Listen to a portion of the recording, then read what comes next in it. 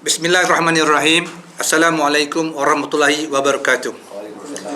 Hari ini satu perkara yang penting dan sebelum itu saya memperkenalkanlah panel-panel yang bersama-sama dengan saya berjuang dalam perkara yang sangat penting, yang bukan sahaja penting di Malaysia tetapi seluruh dunia, iaitu COVID-19 yang dikatakan pandemik, yang dikatakan pandemik ni, daripada apa yang kita dapat sekarang ni, yang dialami sekarang ni, ianya ada pandemik. Mana pandemik plan yang telah mengakibatkan kematian. Ini bukan mati uluk-uluk main-main, kematian sebenar dan mengakibatkan kesan sampingan sebenar.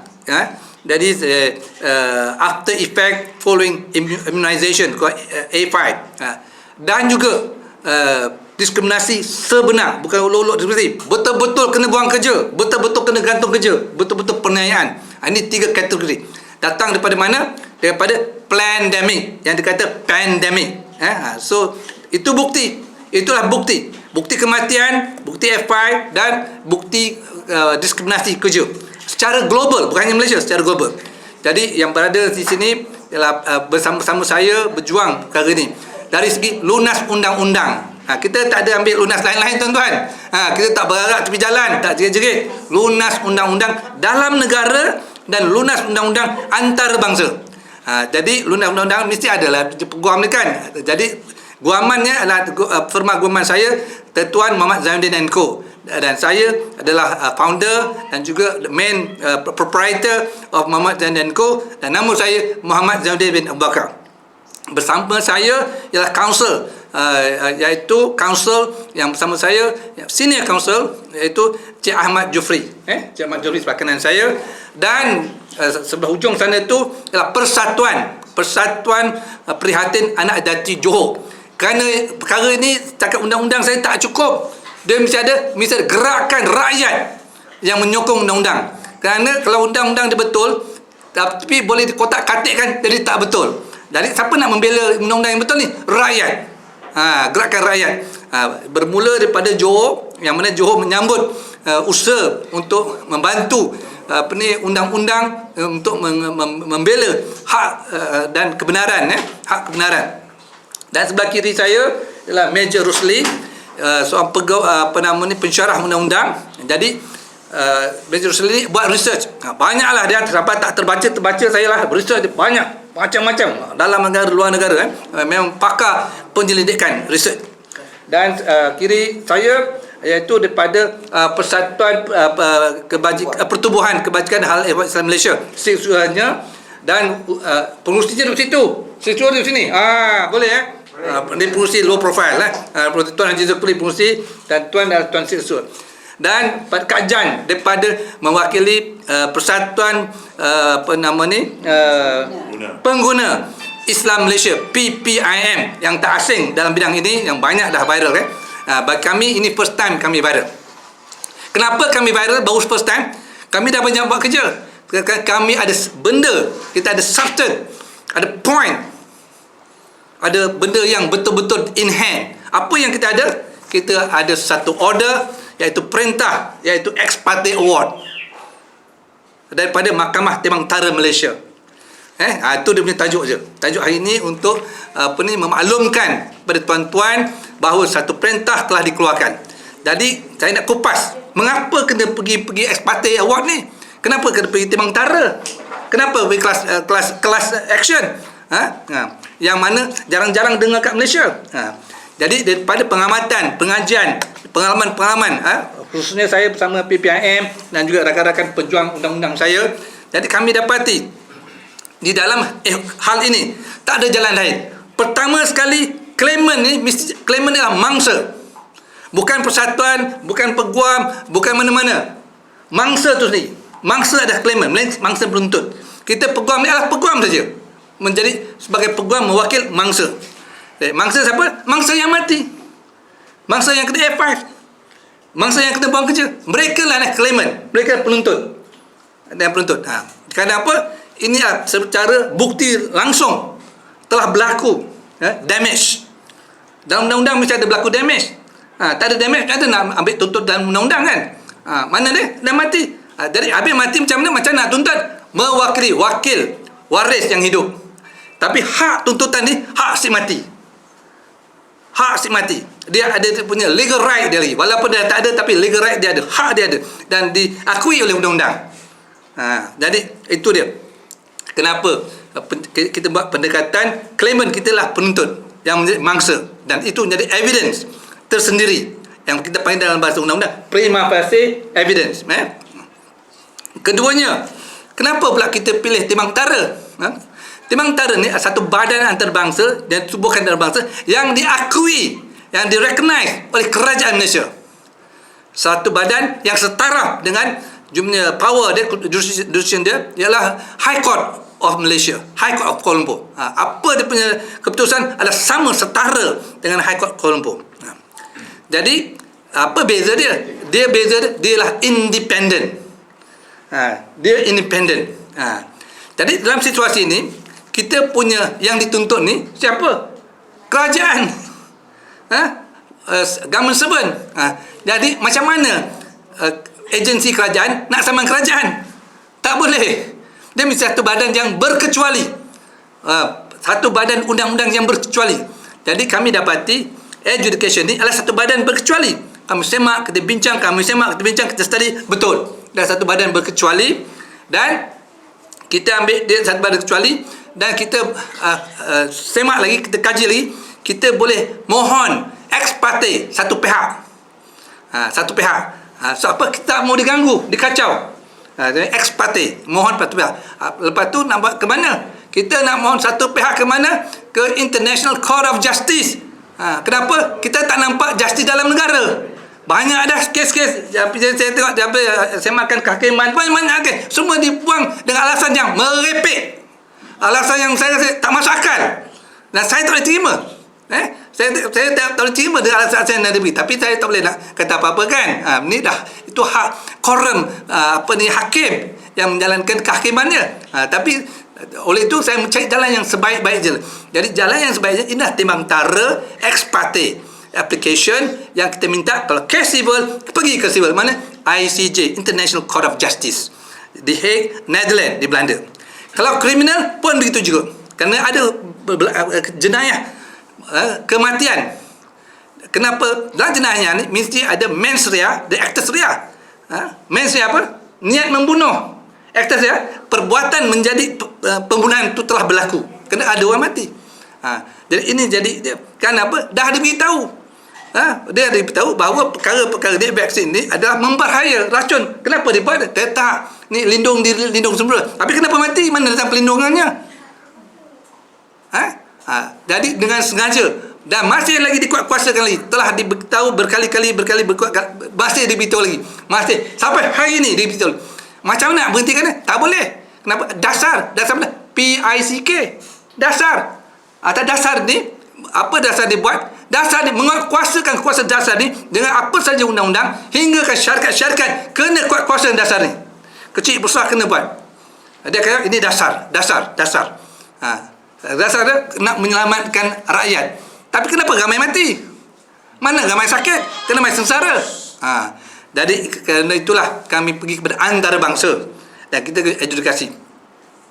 Dan kita juga mohon untuk semakkan kehakiman. Jadi untuk antarabangsa dia tidak ada jurisdiction, kuasa tentang semak kehakiman. Maka kita mohon. Tapi walau bagaimanapun kita mohon ex parte pada Timbang Tara juga untuk memberikan order. Kami berikan hujah-hujah alasan kami dalam kita punya statement of claim. Kenapa kami nakkan order ini, ex parte ini, dan kita telah diberikan pendengaran pada berapa Cik Jufri? Bulan berapa? 3 bulan Mac. 3 bulan. Kita punya pemfailan dokumen kita masih didaftarkan 18 dan 3 bulan pendengaran setelah hakim membaca kita punya hujah-hujahannya, kita dipanggil untuk pendengaran. Dan pendengaran kami sekali lagi berdua menghadap mahkamah Timbang Tara menyampaikan hujahan-hujahan kami. Kenapa kami mohon seperti mana yang dipohon. Jadi hakim puas hati. Apa dia kata? Ada merit. Apa dia merit ni? Ada hak kelayakan yang betul, hak kelayakan yang benar dari segi undang-undang dan segi fakta. Kerana ada pula isu class action. Apa ni class action makna? Class action ni juga kami buat hujahan kat sini. Class action ni adalah public interest of the people state of Malaysia, bukan individu. Ini bukan satu orang, it's public, ramai.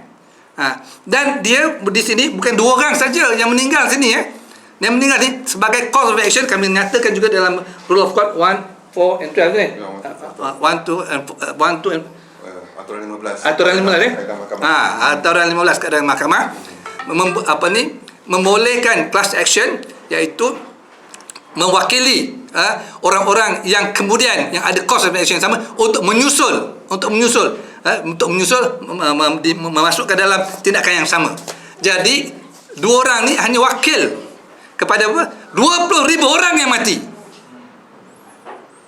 20,000 orang yang mati, hak dia. Kemudian begitu juga dengan FI yang sakit kesan ni. 2 orang je. 2 orang ni, tetapi di belakang 2 orang ni menyusul berapa ramai? 1 juta orang yang FI. 1 juta. Ini secara yang kita dapat piecemeal tapi akan disemak secara khusus lagi. Tapi ini yang kita dapat tu. Siapa pihak tentera tak beritahu berapa orang mati. Major tak beritahu ni major ni. Banyak. Begitu juga pihak polis kita tak tahu, tapi saya dengar ada polis mati. Polis ada di umum itu 20,000. 23,000. Dah kalau awam mati yang dia tak cakap matilah. Okey. Alright. Jangkiti oleh. Okey. Kalau pun dicucuk. Dos. Tak saya air sikit. Begitu juga dengan diskriminasi. Jadi kita anggarkan, dia mesti bukan 4 orang sebenarnya ramai nak masuk ni. Kita anggarkan ada 2 juta orang nak diskriminasikan.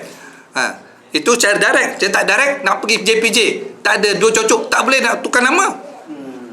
Macam mana nak tukar nama kereta? Tak boleh. Ada 2 cocok, tak boleh masuk. Hotel tak boleh masuk. Macam-macam hospital tak boleh masuk. Itu diskriminasi. Tapi saya ambil yang berat saja. Yang ambil yang berat, iaitu betul bang kerja. Namun hak dia ada. Kalau dia nak masuk boleh. Saya anggarkan 2 juta diskriminasi. Tapi perwakilan kat sini 4 orang. Jadi terima kasih tuan.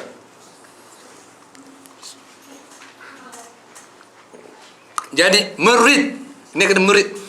Hak kelayakan, hakikat yang sebenar mempunyai hak. Jadi atas itulah hakim memberikan kita ada merit untuk dianugerahkan, diberikan award of ex parte award.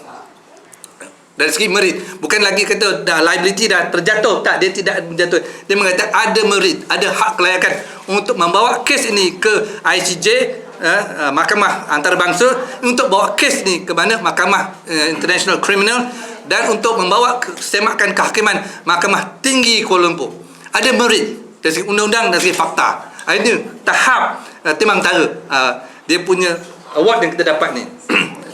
Jadi saya diarahkan juga semua pemfailan ini difailkan ICJ, difailkan di ICC, dan difailkan di Mahkamah Tinggi. Kemudian ketiga-tiga pemfailan ni diserahkan kepada Peguam Negara sebagai wakil Peguam Kerajaan. Mana ketika lunas undang-undang. Ini lunas undang-undang. Kita tak ada main seberangan lunas undang-undang. Atas dasar kita dah berada lantas dan undang-undang yang benar, yang sesuai dan konkret, barulah kita buat kali pertama actually this supposed to be our sidang media, dan sidang media mungkin atas hal-hal tertentu sidang media, orang-orang yang datang tak datang, Allah Ta'ala gantikan dengan lebih baik lagi. Apa nama ni? Live FB Kabul, what do you call this live apa ni? Live live. Haji, ini media. Jingo. Oh, sorry tuan. Daripada mana tuan? Era baru. Era baru. Saya ingat tak ada. Kau taklah apa ni teruk seperti mana saya sangka ada wakil media. Jadi wakil media tolong sampai kepada rakan-rakan media yang lain. Inilah yang sebenar. That's why kita buat perkara cara betul-betul cara terang-terangan. Tak ada sembunyi-sembunyi dan jelas.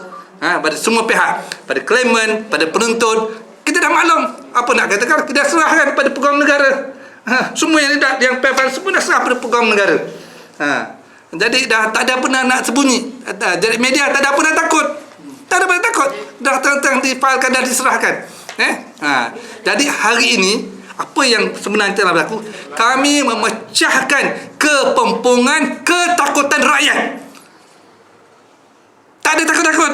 Cakap yang benar. Hari ini kita ditakutkan dengan ketakutan yang tak kena-mengena.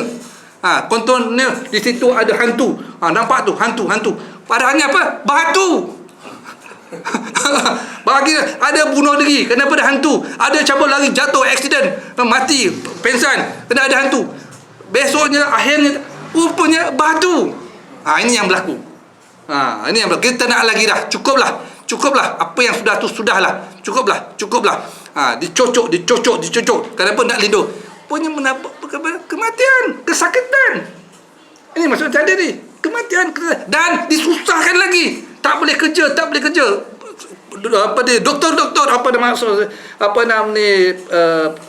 Guru-guru. Ada yang saya tengok daripada yang saya laporan, dia duduk kat tandas pun ada.